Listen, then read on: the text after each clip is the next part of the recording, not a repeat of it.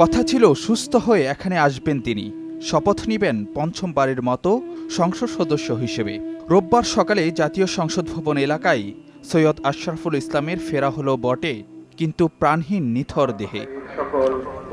জননন্দিত এই জননেতাকে শেষবারের মতো বিদায় জানাতে সকাল থেকে জমায়েত হন রাজনৈতিক অঙ্গনে তাঁর দীর্ঘদিনের সহকর্মী সহযোদ্ধারা।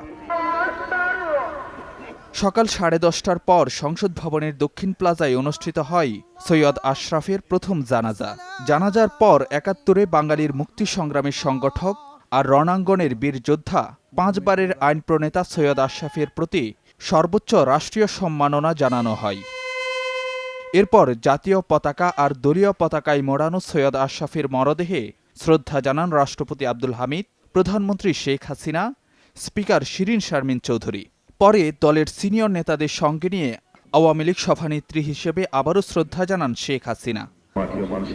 এরপর সিনিয়র মন্ত্রী, ডেপুটি স্পিকার, বিরোধী দল সংসদ সদস্যদের ফুলেল শ্রদ্ধায় সিক্ত হন বাংলাদেশ আওয়ামী লীগের সাবেক সাধারণ সম্পাদক। জানাজায় অংশ নিতে এসে দীর্ঘদিনের সহকর্মীরা স্মরণ করেন সৈয়দ আশরাফের নির্মোহ রাজনৈতিক জীবনের নানা কীর্তির কথা। ১/১১-র পট পরিবর্তনের পর তাঁর অবদানের কথা উল্লেখ করে বলেন, দুঃসময়ে দলকে প্রজ্ঞা আর মেধা দিয়ে আগলে রেখেছিলেন তিনি।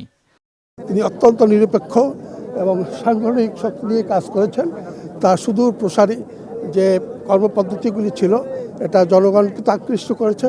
দলের সুসময়ে দুঃসময়ে তিনি দলকে, দলের নেতা কর্মীদের পাশে ছিলেন। সংগ্রাম আন্দোলনে বিশ্বস্ততার সঙ্গে দায়িত্ব পালন করেছিলেন। জাতির পিতা বঙ্গবন্ধুর প্রতি যে ওনার ভালোবাসা, ওনার এবং মাননীয় প্রধানমন্ত্রীর প্রতি ওনার যে শ্রদ্ধা এবং ভালোবাসা, এটা আমি নিজের চোখে দেখেছি। ওনার মন্ত্রণালয় একসঙ্গে আমি প্রতিমন্ত্রীর দায়িত্ব ১.৫ বছর পালন করেছি। সৈয়দ আশরাফ চলে গেলেন বটে, কিন্তু স্বমহিমায় বেঁচে থাকবেন সবার হৃদয়ে রাজনীতির অনুকরণীয় ব্যক্তিত্ব হিসেবে। ফারুক ভূঁইয়া, রবিন, সময় সংবাদ, ঢাকা।